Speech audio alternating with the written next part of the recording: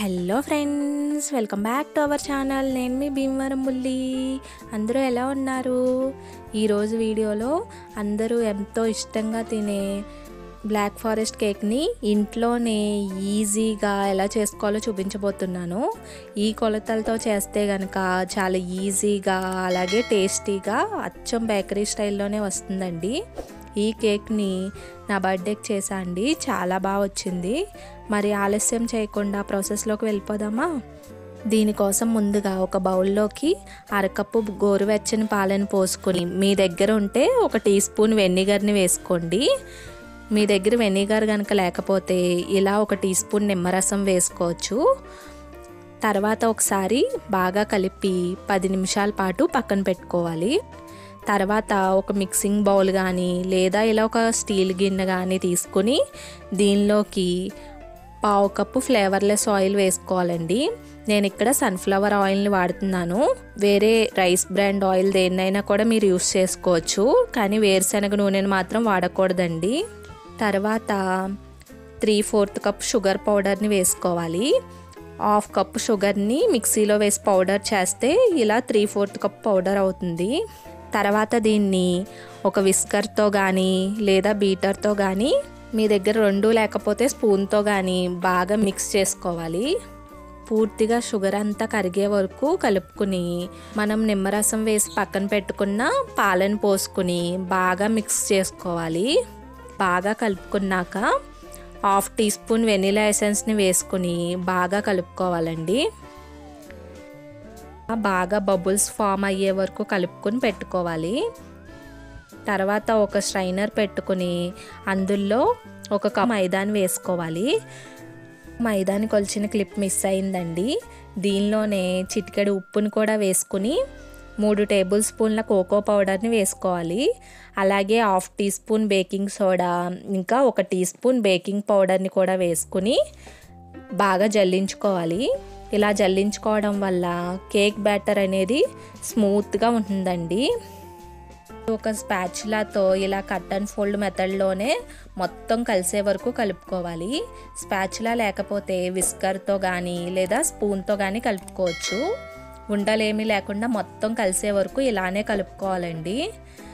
తర్వాత కొద్ది కొద్దిగా పాలను పోసుకుంటూ రిబ్బన్ కన్సిస్టెన్సీకి వచ్చే వరకు కలిపేసుకోవాలి.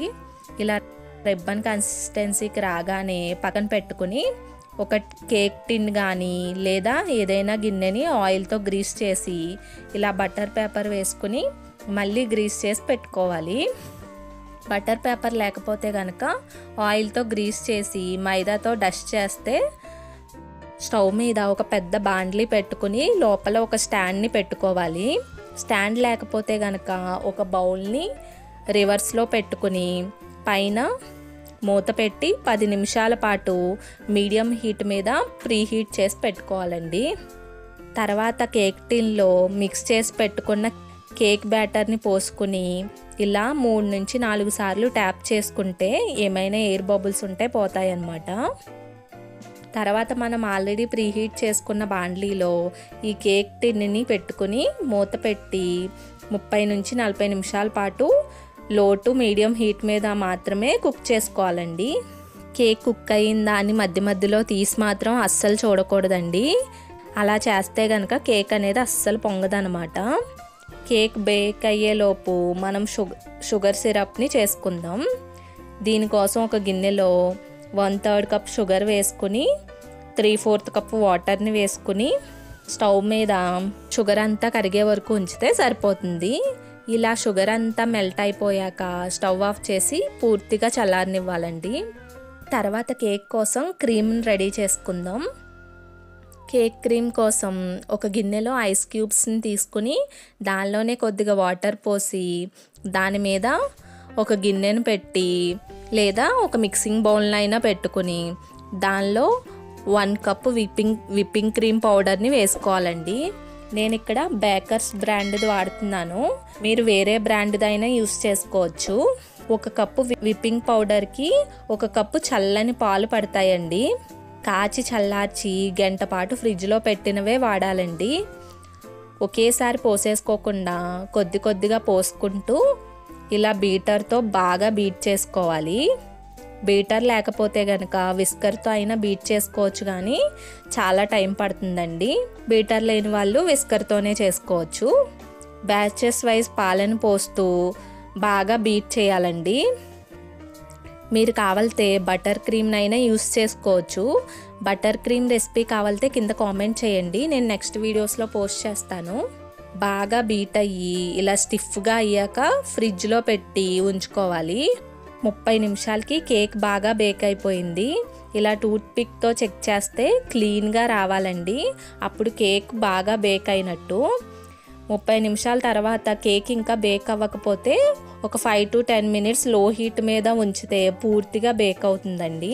తర్వాత బాండ్లీలోంచి తీసేసి పక్కన పెట్టుకుని పూర్తిగా చల్లారనివ్వాలి. పూర్తిగా చల్లారాక మాత్రమే సైడ్స్ని నైఫ్తో ఒకసారి కుదిపి డిమోల్డ్ చేసుకుంటే పర్ఫెక్ట్గా వచ్చేస్తుంది. చూడండి ఎంత బాగా వచ్చిందో. తర్వాత ఇలా బటర్ పేపర్ని తీసేసి పైన ఎత్తుగా ఉన్న లేయర్ని కూడా కట్ చేసుకుని పక్కన పెట్టుకోవాలి. దీని తర్వాత యూస్ చేసుకుందామండి. కేక్ని ఇక్కడ నేను 2 లేయర్స్ కింద కట్ చేసుకున్నాను. మీరు వెడల్పు తక్కువగా ఉన్న గిన్నెని వాడితే కేక్ హైట్ ఎక్కువగా వచ్చి 3 లేయర్స్ కింద కట్ చేసుకోవచ్చు. నా దగ్గర టర్న్ టేబుల్ లేదు, అందుకని ఒక గిన్నెని బోర్లించి పైన ప్లేట్ని పెట్టి బేస్కి కొద్దిగా క్రీమ్ని అప్లై చేసుకున్నాను. పై లేయర్ని ఫస్ట్ పెట్టుకున్నానండి. ఇలా పెట్టుకుని మనం రెడీ చేసుకున్న షుగర్ సిరప్తో లేయర్ అంతా కూడా బాగా తడపాలన్నమాట. ఇలా పూర్తిగా అప్లై అయ్యాక మాత్రమే పైన విప్పింగ్ క్రీమ్ని లేయర్ అంతా అప్లై చేసి పైన ఇంకో లేయర్ పెట్టి సేమ్ ప్రాసెస్ రిపీట్ చేయాలండి. తర్వాత కేక్ అంతా కూడా విప్పింగ్ క్రీమ్ని పూర్తిగా అప్లై చేయాలి. తర్వాత ఒక మిక్సీ జార్లో మనం కట్ చేసి పెట్టుకున్న కేక్ పీస్ని వేసుకుని ఒకసారి గ్రైండ్ చేసి పౌడర్లా చేసి పక్కన పెట్టుకోవాలి. ఈ పౌడర్ని మనం రెడీ చేసుకున్న కేక్ మధ్యలో ఇంకా సైడ్స్ అంతా కూడా అప్లై చేసుకోవాలి. నార్మల్గా ఈ ప్లేస్లో బేకరీ వాళ్ళు డార్క్ చాక్లెట్ కాంపౌండ్ని వాడతారండి. అది అందరి దగ్గర ఉండదు కాబట్టి నేను ఇలా చూపిస్తున్నాను. మీ దగ్గర ఉంటే చాక్లెట్ కాంపౌండ్నే వాడుకోవచ్చు. తర్వాత ఈ టైప్ నోజల్ని తీసుకుని పైపింగ్ బ్యాగ్లో క్రీమ్ని వేసుకుని ఇలా మొత్తం కేక్ అంతా పెట్టుకోవాలి. పైపింగ్ బ్యాగ్ లేకపోతే పాల ప్యాకెట్ అయినా యూస్ చేసుకోవచ్చండి. తర్వాత ఇలా చెర్రీస్తో డెకరేట్ చేసుకోవాలి. మీ దగ్గర ఈ చెర్రీస్ లేకపోతే నార్మల్గా బయట దొరికే చెర్రీస్ అయినా వాడుకోవచ్చండి.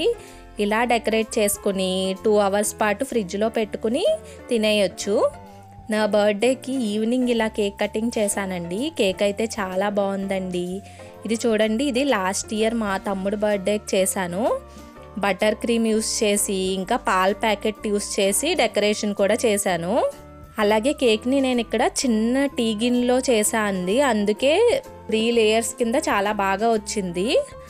మరి మీరు కూడా ట్రై చేసి మీకు ఎలా వచ్చిందో కామెంట్ చేయండి. వీడియో నచ్చినట్లయితే లైక్ చేసి సబ్స్క్రైబ్ చేసుకోండి.